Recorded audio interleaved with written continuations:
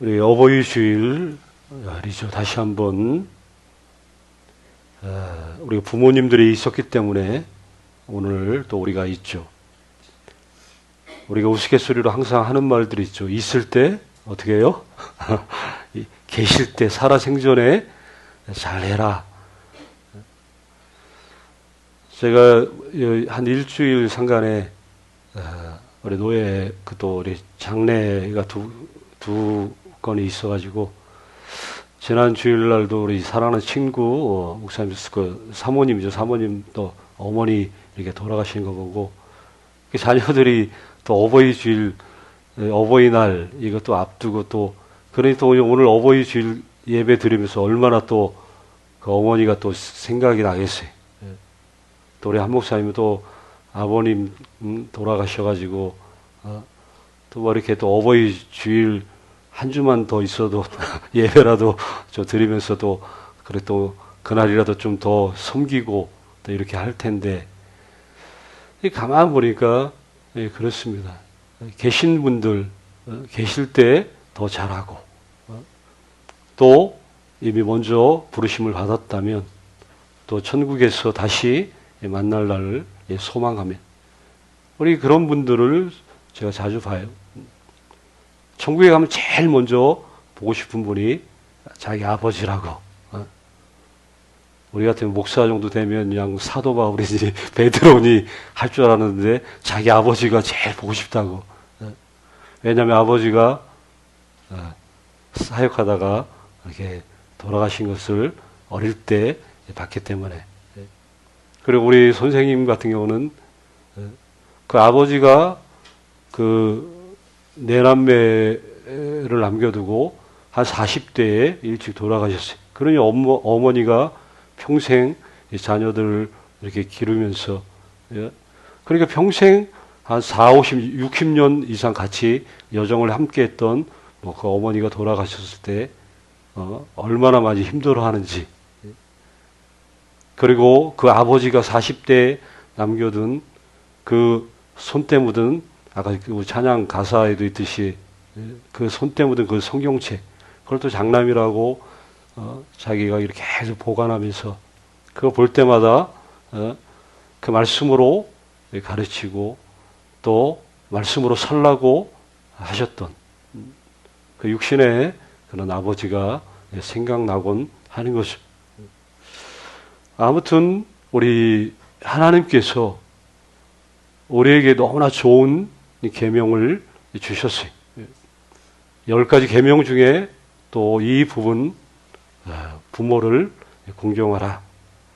이 5번째 이 계명을 우리에게 주셨는데 이 부모를 공경하라. 우리 문화권, 우리나라는 뭐 이 부분에 뭐 새삼스러울 것도 없죠. 우리나라 자체가 원래 유교 문화권에 있다 보니까 유교 문화권에서는 뭘 강조해요? 효를 강조하잖아요. 그러니 뭐 당연히 부모 효도하고 효를 중시 여기는 이 나라의 토대 위에 우리는 이것을 사람들은 당연히 잘 받아들일 수밖에 없죠. 그러다 보니까 뭐 기독교가 처음 들어왔을 때 지금도 마찬가지지만 뭐 제사 문제라든가 이런 거 할 때는 또 이렇게 유교식 장례 이런 거 절차 문제 때문에 뭐 우리 믿음의 자녀들을 또 이렇게 몰상식한 불효자처럼 이렇게 취급하기도 하고 부모도 조상도 공경하지 않는 그러한 종교로 이렇게 인식하는 사람들도 여전히 많이 있죠. 자, 오늘 말씀 여기 에베소서 6장 이렇게 쭉 보니까 먼저 2절에 보니까 내 아버지와 어머니를 공경하라. 아버지와 어머니 물론 여기서 뭐 연로한 부모님만을 말하는 것은 아니죠. 뭐 어린 자녀를 둔 이 젊은 부모를 비롯한 이 세상의 또한 모든 세대의 부모. 그러나 그럼에도 불구하고 여기 부모를 공경하라 할 때는 항상 아무래도 연로한 부모를 우리가 떠올릴 수밖에 없죠. 자, 공경하라. 이 공경하라라는 말은 이 원뜻은 뭐 중하게 여겨라. 이게 무겁게 여기라 이런 단어 뜻이 말 그대로 아버지와 어머니를 가볍게 보지 말고 무겁게 중하게 봐라. 물론 우리는 다 그렇게 보고 있죠. 보통의 경우 사람들이 그렇습니다. 사람을 가볍게 볼 때 우리는 그 사람이 하는 말들을 귀담아 듣지 않아요. 적어도 내가 저 사람을 귀하게 여기고 중하게 여기면 그 사람의 어떤 말을 뭐 이렇게 잘 귀 기울여 듣고 또 정중하게 뭐 예를 갖추고 모시기도 하고 이렇게 하지만 그러나 가볍게 여기면 항상 우리의 그 뭐랄까 우리의 그 기억 속에 그런 인식이 들어버리면 가볍다. 저 사람을 가볍게 여기면 뭐 은근히 무시하게 되고 그 사람이 하는 말을 당연히 듣지 않죠. 여기 그 말을 하는 거예요. 내 아버지 어머니를 공경하라. 이게 바로 그것이죠. 가볍게 여기지 말라. 이렇게 얘기해요. 오늘날은 우리나라 정말 살기 좋죠. 물론 여전히 뭐 경제가 어려우니 뭐 살기 힘드니 이런 목소리들은 많지만 그러나 아무래도 또 온 세계에 이렇게 비교해 볼 때 그래도 우리나라는 정말 살기 좋고 또 복지 이런 것들이 잘 돼 있어요. 또 사회적인 그런 지원 방안들 이런 것들이 너무 잘 돼 있어 가지고 그래서 인권도 그래도 중요하게 여기는 나라. 그래서 최소한의 어떤 생존이라도 이렇게 보장해 주는 나라가 우리나라죠. 근데 이 10계명이 주어졌던 옛 이스라엘에서는 말 그대로 가정이라고 하는 그 울타리를 벗어나면 말 그대로 어떠한 대책도 마련할 수 없는 이런 시대의 그 배경이 그렇다는 거예요.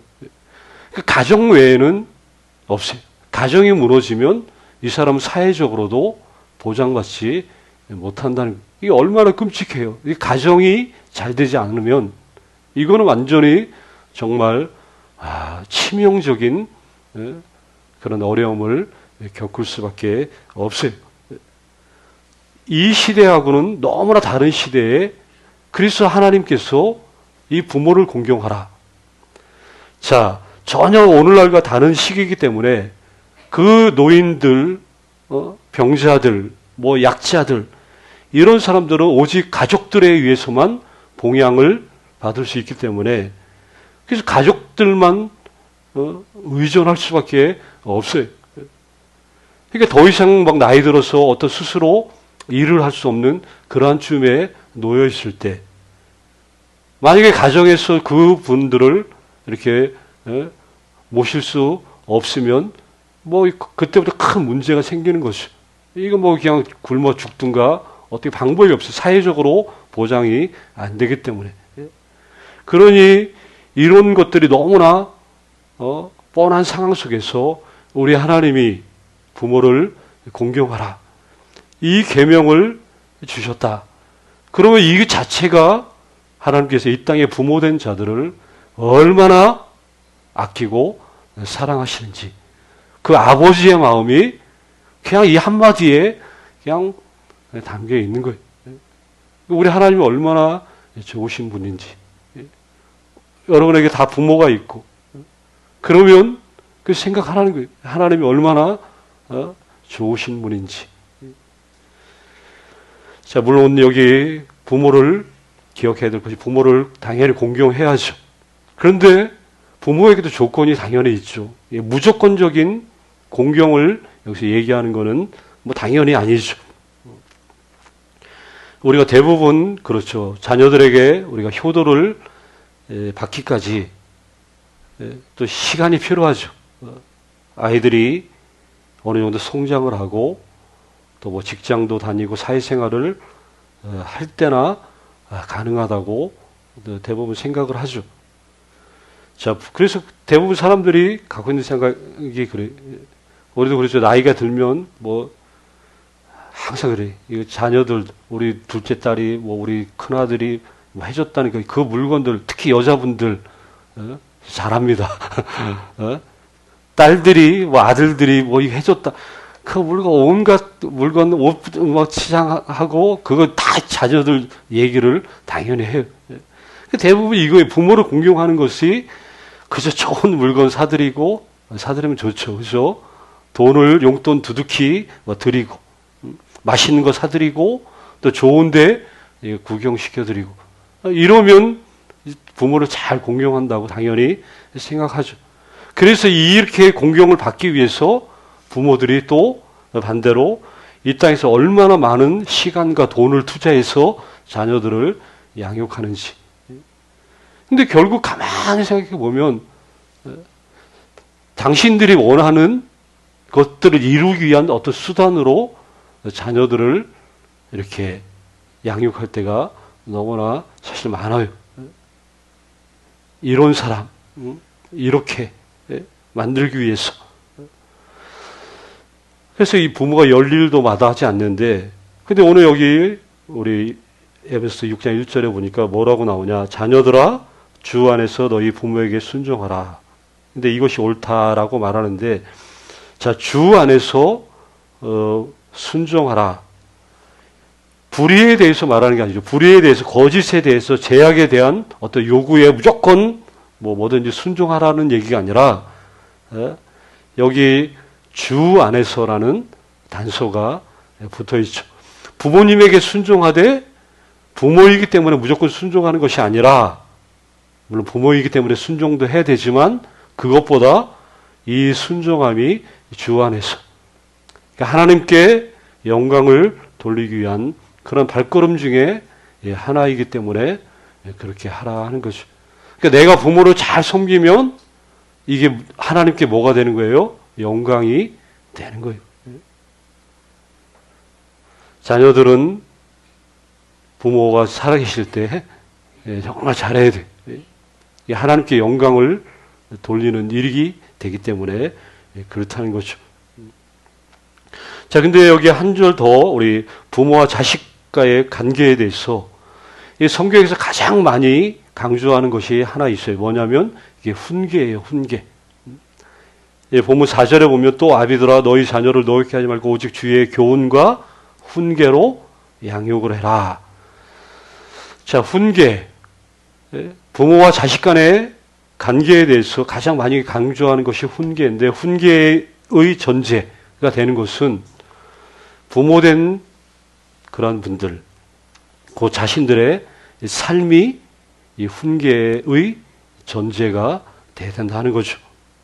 그러니까 삶이 수반되지 않으면 이게 되지 않아요. 부모들이 삶이 따라야 이게 훈계가 자녀들에게 적용이 되고 영향력을 미칠 수밖에 없다 하는 것들 우리가 잘 알죠.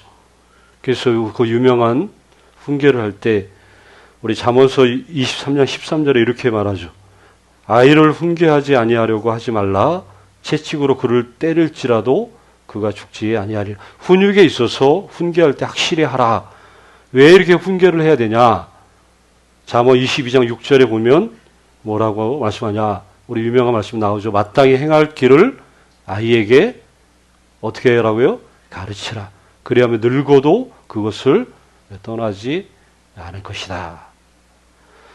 자, 10계명에 다시 한번 돌아와서 10계명의 5번째 계명이 내 부모를 공경하라. 그리하면 내 하나님 여호와가 내게 준 땅에서 내 생명이 길 거다. 이게 출애굽기 20장 12절에 하신 말씀이에요.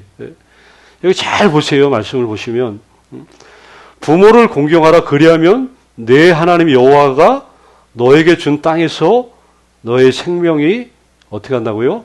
길 거라고 이야기를 하고 있죠. 자, 이 말씀을 근거로 오늘 우리 에베소서에서도 똑같이 이 5번째 계명을 근거로 얘기하고 있어요. 이게 약속 있는 첫 계명인데 3절에 이로써 내가 잘되고 땅에서 장수할 것이다. 자, 아버지와 어머니를 공경하는 사람들에게 2가지 복이 여기 주어진다고 나오죠. 첫 번째가 무슨 복이에요? 잘 되는 것. 잘 되는 것은 물질의 복을 받는다 하는 거죠. 2번째는 장수하는, 오래 사는. 자, 이거를 믿으셔야 돼요. 예? 왜 믿어야 되냐? 하나님이 그렇게 말씀하셨고 또 세상이 바뀌고 시대가 바뀌어도 이 약속이 왜 무시할 수 없냐? 출애굽 이후에 강야에서 이 첫 번째 말씀, 이 말씀이 그때 주어졌지만 이 오랜 시간이 흐른 뒤에 사도 바울이 신약 시대에 와서도 이 에베소에 보낸 편지에 이 말씀을 지금 반복하고 있잖아요. 그러면 이 말씀은 시대가 바뀌어도 변함없는 말씀이다 하는 거예요. 이게 지혜로운 거죠. 돈 많이 벌고 잘 살고 오래 살기 원한다. 그런 방법이 딱 나와야지. 답이 나오죠. 뭐예요? 부모를 공경하라. 뭐 돈 없이 살고 그냥 일찍 죽고 싶으면 그냥 부모 함부로 해도 돼요. 막 살아도 돼. 유재혁 잘 들으세요. 너무 잘해가지고 이제 이뻐 죽겠어요.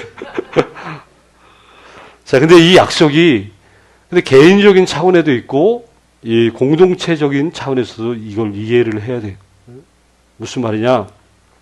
부모를 잘 공격하면 개인도 잘 되고 뭐도 잘 돼요? 공동체도 잘 된다는 거죠. 하나님이 우리 모두에게 또한 우리 교회 공동체에게 그리고 우리 각 가정마다 말씀해 주시는 이게 이 가치가 바로 이 부분이. 그래서 오늘 이 말씀 제목처럼 복된 주님의 가정들. 이러한 삶이 이러한 모습들이 우리 복된 가정의 기초가 될 것이고 또 모든 주님의 가정들마다 이렇게 주님을 섬기고 화목하고 평화롭고 또 주님이 기뻐하시는 정말 향내나는 이런 참된 하나님의 선물을 우리가 누린다면 얼마나 아름답고 복되고 행복할까. 나중에 좀 후회함이 없었으면 좋겠어요.